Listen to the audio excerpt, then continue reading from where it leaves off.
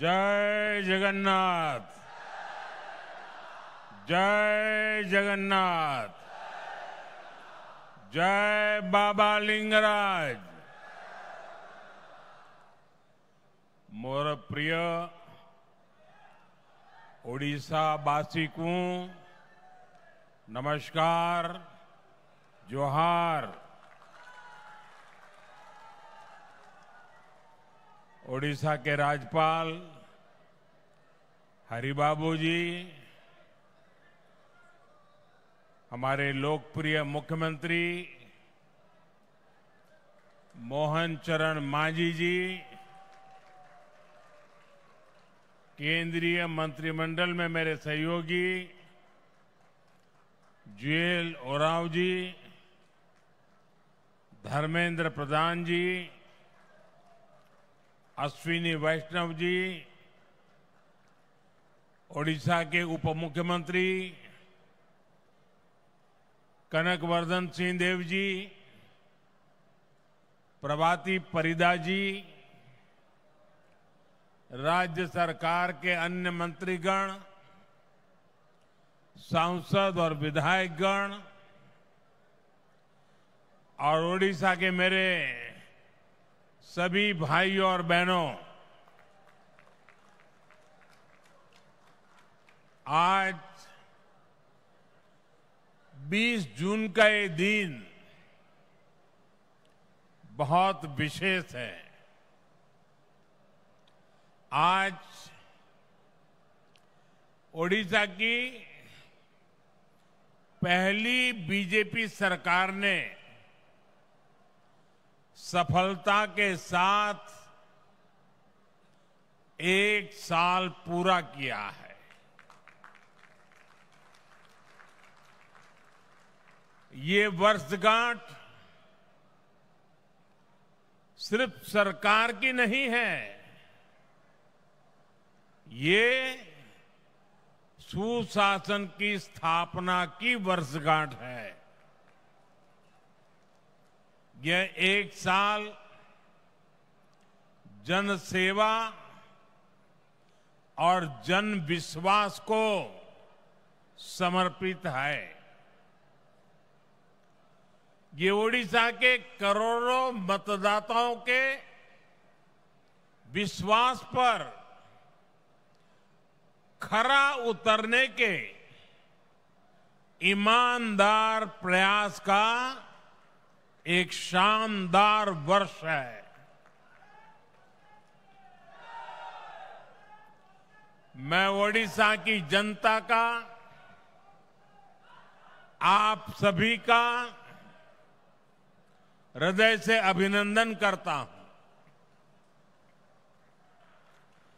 मैं मुख्यमंत्री श्रीमान मोहन मांझी जी और उनकी पूरी टीम को भी बहुत बहुत बधाई देता हूं। आप सभी ने प्रशंसनीय काम करके ओडिशा के विकास को नई गति दी है। साथियों, ओडिशा सिर्फ एक राज्य भर नहीं है, ये उड़ीसा भारत की विरासत का दिव्य सितारा है।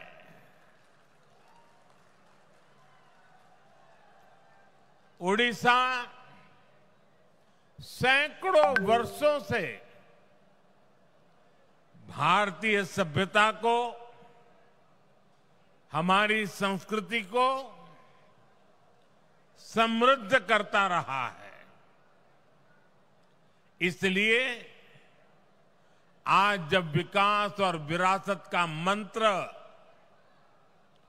भारत की प्रगति का आधार बना है, तब ओडिशा की भूमिका और बड़ी हो गई है। बीते 1 वर्ष में ओडिशा ने विकास भी और विरासत भी इस मंत्र को आत्मसात करके दिखाया है। इस मंत्र पर तेजी से आगे बढ़ा है। साथियों, ये सुखद संयोग है कि जब ओडिशा की बीजेपी सरकार अपने 1 साल पूरे कर रही है,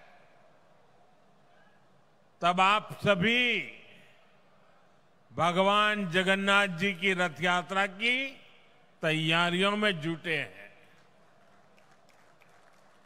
महाप्रभु हमारे लिए आराध्य भी है, प्रेरणा भी है और महाप्रभु के आशीर्वाद से श्री मंदिर से जुड़े विषयों का समाधान भी हो गया है। मैं मोहन जी और उनकी सरकार का अभिनंदन करता हूं कि उन्होंने करोड़ों करोड़ों भक्तों के निवेदन का मान रखा। यहां सरकार बनते ही श्री मंदिर के चारों द्वार खोल दिए थे। श्री मंदिर का रत्न भंडार भी खुल गया है और ये कोई राजनीतिक जय विजय का विषय नहीं है। ये करोड़ों भक्तों की आस्था का सम्मान करने का कार्य हुआ है।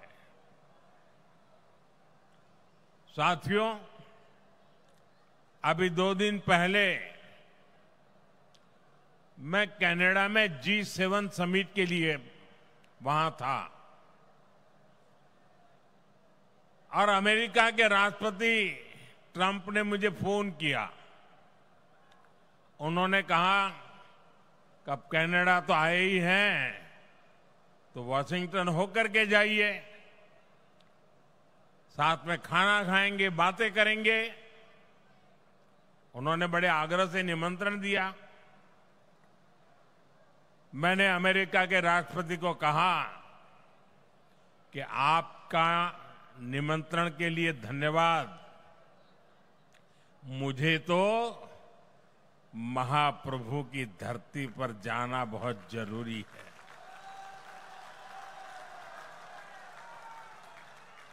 और इसलिए मैंने उनके निमंत्रण को नम्रतापूर्वक मना किया और आपका प्यार, महाप्रभु की भक्ति मुझे इस धरती पर खींच करके ले आई है।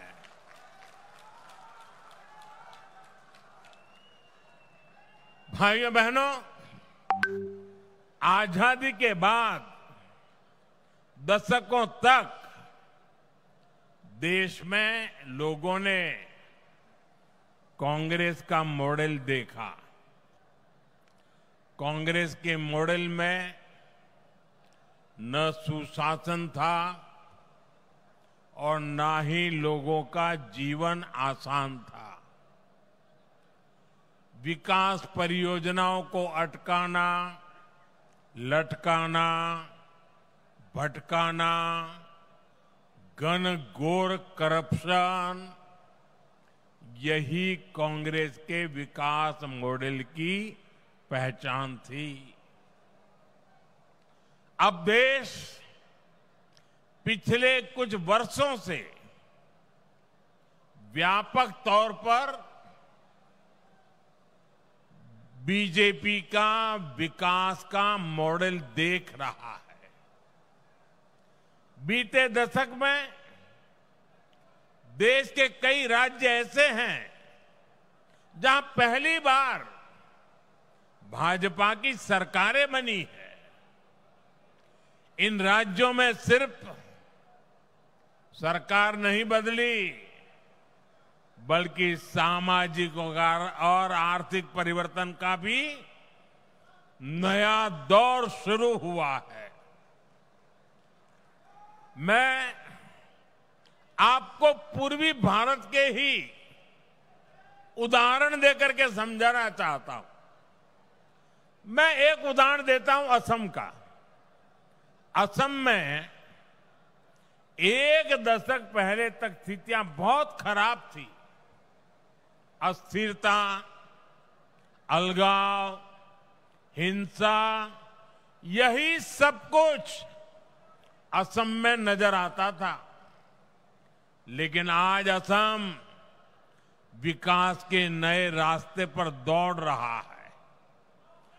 कई दशकों से जो उग्रवादी गतिविधियां चल रही थी वो बंद हुई है। आज असम कई पैमानों में देश के दूसरे राज्यों से आगे निकल रहा है। इसी तरह दूसरा एक राज्य का मैं उल्लेख करूंगा, त्रिपुरा। त्रिपुरा में भी कई दशकों से वामपंथी शासन के बाद लोगों ने भाजपा को पहली बार अवसर दिया। त्रिपुरा भी विकास के हर पैमाने पर काफी पीछे चल रहा था। इंफ्रास्ट्रक्चर बेहाल था, सरकारी सिस्टम में लोगों की सुनवाई नहीं होती थी, हिंसा और भ्रष्टाचार से हर कोई परेशान था। और जब से भाजपा को सेवा करने का अवसर मिला, आज त्रिपुरा शांति और प्रगति की मिसाल बन रहा है। साथियों, हमारा ओडिशा भी दशकों से अनेक समस्याओं से जूझ रहा था। गरीब तक, किसान तक उनका पूरा हक नहीं पहुंच पाता था। भ्रष्टाचार और लाल फीताशाही हावी थी। ओडिशा का इंफ्रास्ट्रक्चर बेहाल था। ओडिशा के अनेक क्षेत्र विकास में और पीछे छूटते जा रहे थे।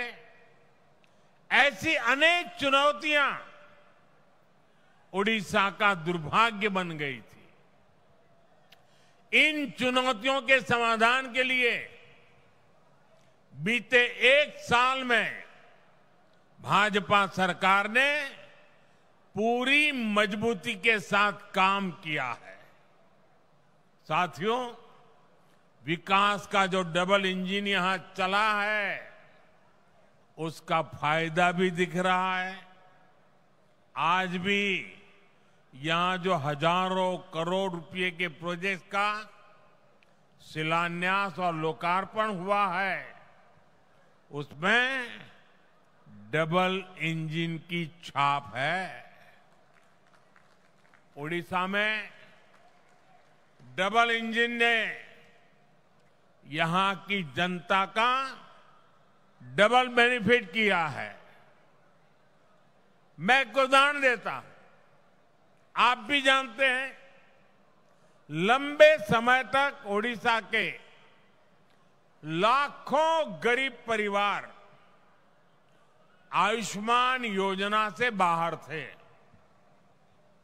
आज आयुष्मान भारत जन आरोग्य योजना और गोपबंधु जन आरोग्य योजना, दोनों इंजन यहां चल रहे हैं।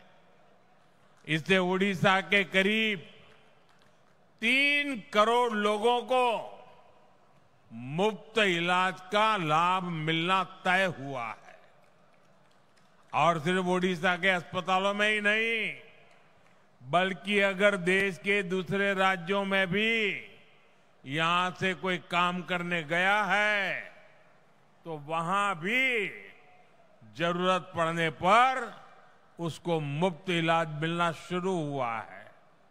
मैं देख रहा हूं, मैं मेरा जन्म गुजरात में हुआ और हमारे यहाँ सूरत में एक प्रकार से मैं कहूँगा कि आप 2 कदम चले और कोई न कोई उड़िया आदमी मिलेगा आपको। इतने उड़ीसा के लोग सूरत में रहते हैं।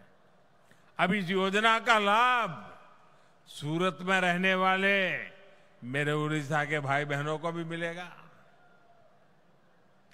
अभी तक उड़ीसा के जिन 2 लाख लोगों का इलाज इस योजना के तहत हुआ है, उसमें अनेकों लोगों ने देश के 1 दर्जन से ज्यादा राज्यों में मुफ्त इलाज पाया है।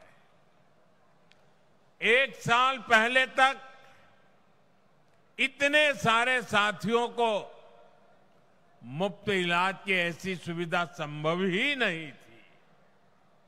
इस डबल इंजन के साथ सोने पर सुहागा वाली बात भी हुई है।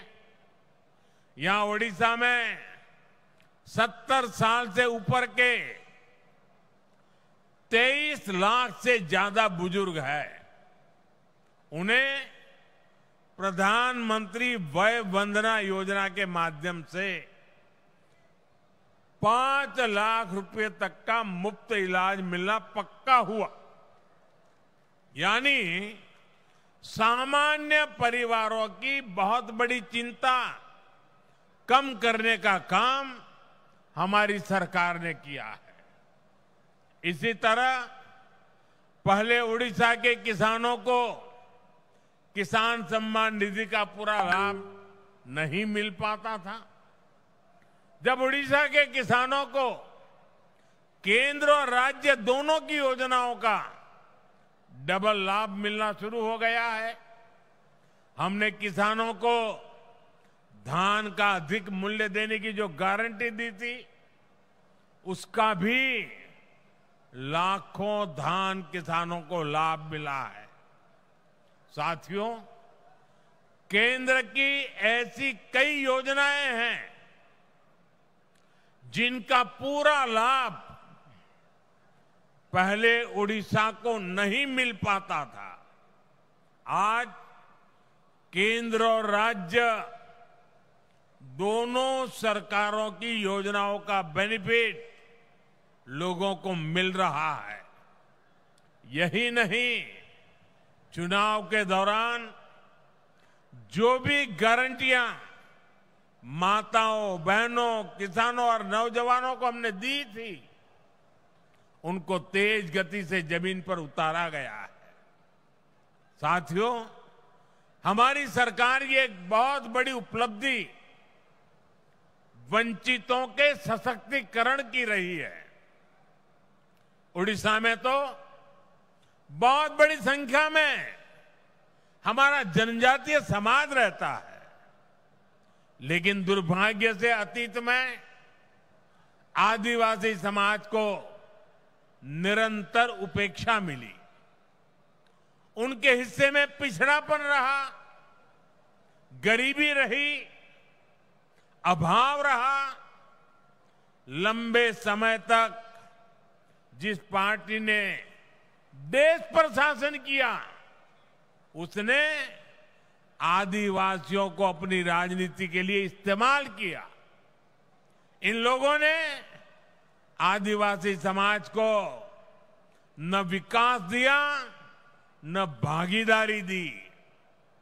इन लोगों ने देश के बड़े हिस्से को नक्सलवाद, हिंसा, अत्याचार की आग में धकेल दिया। साथियों, हालात ये थे कि 2014 से पहले तक देश में 125 से अधिक आदिवासी बाहुल्य जिले नक्सली हिंसा की चपेट में थे। आदिवासी क्षेत्रों को रेड कॉरिडोर के नाम पर बदनामी दी गई थी। इनमें से अधिकतर जिलों को पिछड़ा घोषित करके पल्ला झाड़ लिया गया था। भाइयों बहनों, बीते वर्षों में हमने आदिवासी समाज को हिंसा के माहौल से बाहर निकालकर विकास के नए पथ पर ले जाने का काम किया है। भाजपा सरकार ने एक तरफ हिंसा फैलाने वालों के खिलाफ सख्त एक्शन लिया, दूसरी तरफ आदिवासी क्षेत्रों में विकास की नई गंगा बहाई। इसी का नतीजा है कि आज नक्सली हिंसा का दायरा देश में 20 से भी कम जिलों तक सिमट गया है और जिस तेजी से कार्रवाई हो रही है उससे बहुत जल्द ही आदिवासी समाज को हिंसा से मुक्ति मिलेगी। देश में नक्सलवाद खत्म होगा और ये मोदी की गारंटी है।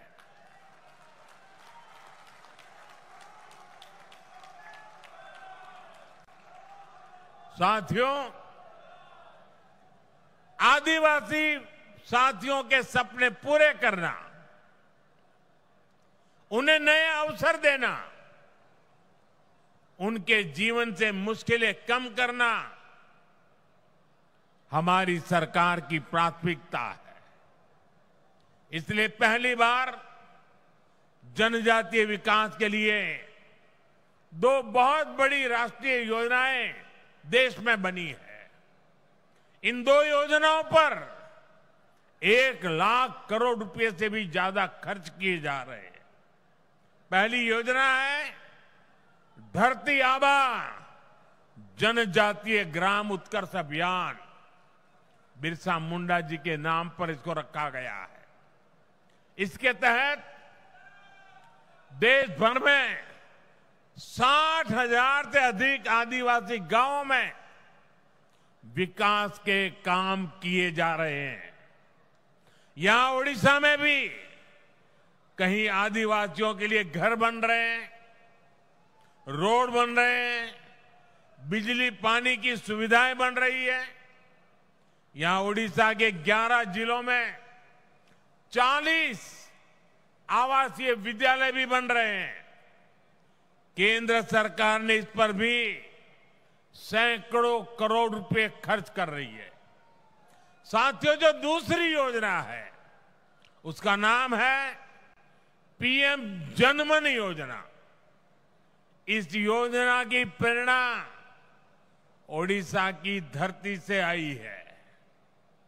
देश की पहली आदिवासी महिला राष्ट्रपति ओडिशा की बेटी आदरणीय द्रौपदी मुर्मू जी ने इस योजना के लिए हमें मार्गदर्शन दिया है। इस योजना के तहत आदिवासियों में भी अति पिछड़ी आदिवासी जातियों की मदद करने का काम हो रहा है। इनकी अनेक छोटी छोटी आदिवासी बस्तियों में सैकड़ों करोड़ रुपए के काम हो रहे हैं। साथियों, ओडिशा में बहुत बड़ी संख्या में हमारे मछुआरे साथी रहते हैं। उनके लिए भी पहली बार पीएम मत्स्य संपदा योजना, बहुत बड़ी योजना, देशव्यापी योजना बनाई गई है। पहली बार मछुआरों को भी किसान क्रेडिट कार्ड की सुविधा मिली है। केंद्र सरकार 25,000 करोड़ रुपए का एक विशेष फंड बनाने जा रही है। इसका भी बहुत बड़ा लाभ उड़ीसा में समंदर के तट पर रहने वाले साथियों को होगा, हमारे नौजवानों को होगा। साथियों, 21वीं सदी के भारत के विकास को पूर्वी भारत से ही गति मिलेगी। ये पूर्वोदय का कालखंड है। इसी भाव के साथ हम ओडिशा सहित पूरे पूर्वी भारत के विकास में जुटे हैं। 1 साल पहले यहां भाजपा सरकार बनने के बाद इस अभियान में और गति आ गई है। ओडिशा के पारादीप से लेकर झारसुगुड़ा तक औद्योगिक क्षेत्र का विस्तार हो रहा है। इससे ओडिशा में मिनरल्स और पोर्ट लेड इकोनॉमी को बल मिल रहा है। ओडिशा में रोड, रेल और एयर कनेक्टिविटी पर केंद्र सरकार हजारों करोड़ रुपए खर्च कर रही है। पारादीप में मेगा ड्यूएल फीड क्रैकर और डाउनस्ट्रीम यूनिट इसकी स्थापना हो। चंडीखोल में क्रूड ऑयल स्टोरेज फैसिलिटी हो। गोपालपुर में एलएनजी टर्मिनल का निर्माण हो। ऐसे अनेक कदम ओडिशा को एक बड़े इंडस्ट्रियल स्टेट के रूप में स्थापित करेंगे।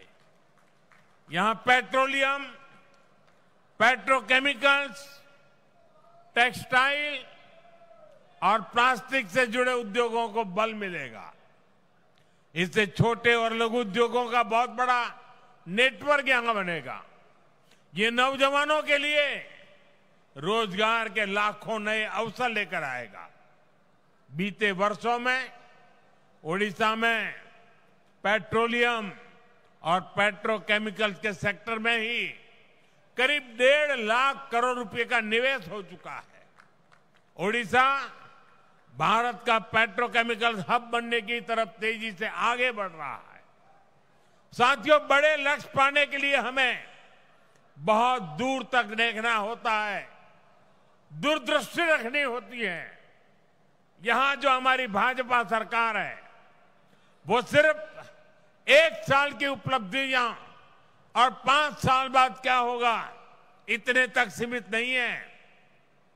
वो आने वाले दशकों के लिए ओडिशा के विकास के रोड मैप क्या होगा इसके पर काम कर रही है। ओडिशा सरकार ने 2036 के लिए, जब ओडिशा राज्य 100 साल का होगा, उन्होंने उसके लिए विशेष प्लान बनाया है। ओडिशा भाजपा सरकार के पास 2047 के लिए भी रोड मैप है, जब देश की आजादी के 100 वर्ष पूरे होंगे। मैं ओडिशा विजन 2036 को देख रहा था। उसमें बहुत ही महत्वाकांक्षी संकल्प तय किए गए। मुझे पक्का भरोसा है कि ओडिशा के प्रतिभाशाली और मेहनती नौजवानों के सामर्थ्य से हर लक्ष्य को आप जरूर प्राप्त करेंगे। हम सभी मिलकर ओडिशा को विकास की नई बुलंदी तक पहुंचाएंगे। इसी वायदे के साथ एक बार फिर आप सभी को बहुत बहुत शुभकामनाएं। समस्त को पुणी थरे मोर नमस्कार, जोहार। जय जगन्नाथ, जय जगन्नाथ, जय जगन्नाथ।